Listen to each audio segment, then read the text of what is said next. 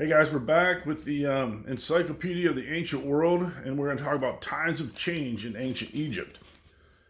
And previously we talked about the archaic period, and then the Old Kingdom, and we got to this point where the Old Kingdom starts to dissolve, and it completely dissolves, and we call this period the First Intermediate Period. Okay, there's lots of chaos, lots of things going on, and it's at one point there's literally 70 kings in 70 days. Okay, the kings came and the kings went. There was all kinds of issues. Remember, we talked about the nomarchs. They were the local governors. Each one of them tried to unite the kingdoms while ruling their own areas, and they struggled to. At no point did they ever control all of Egypt. And so during this time, like you said, lots of chaos, lots of famine also was going on.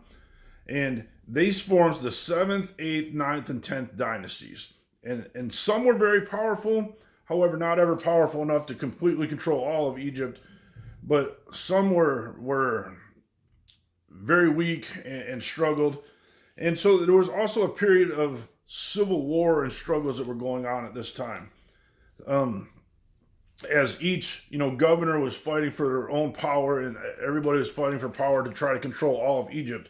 So lots of individual wars, lots of civil war. And one of the results of all these wars was famine. People weren't able to grow their crops. People weren't able to feel safe in doing it. People were just not there because they were fighting. And this whole time period lasts approximately about 100 years. Okay, so you have this first intermediate period lasting about 100 years, and it's just full of chaos and problems and famine. And no real peace in Egypt during this time. Then the next period we call the Middle Kingdom. And its beginnings come from Thebes. Okay, there was a prince of Thebes in central Egypt, and he is the start of the 11th dynasty, and they make Thebes the capital city. And conditions are starting to improve. And at this point, things are getting better. It's just Egypt's starting to be united. And then you have Mentuhotep II. He's the best known of the 11th dynasty kings. And he builds a magnificent mortuary temple and tomb, okay? But there's this mystery capital that gets, he makes his capital and moves it to the north. And it's kind of a mystery. We don't know why. We don't know what was going on there. There's no real records that we found as yet that explains the sudden move by Mentuhotep II, and it's Itani.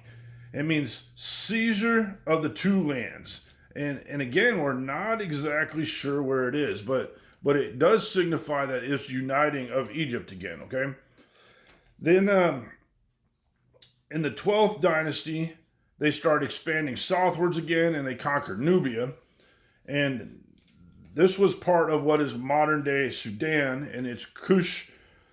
And at this point, Egypt is getting back to some stability, some power. It's completely united again.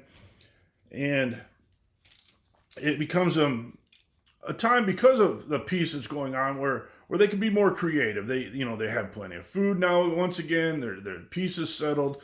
They're not having to fight wars and worry about things. And so they can kind of relax, so to speak, and just kind of get on with normal life. And one of the things in this normal life was to be able to be creative. And they started making many different stories at this time.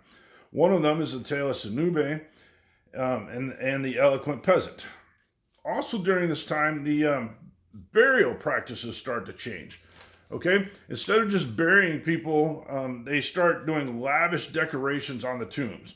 They also start making little models of the kings, of the pharaohs, of the visors, all detailed and very intricate. So they start to find during this time period little miniaturette statues that are going on. Then, unfortunately, in the 13th dynasty, there starts to be problems again. Okay, we have some people who are trying to invade Egypt once again, and it's the Hyksos from the east. And eventually they wind up controlling Egypt.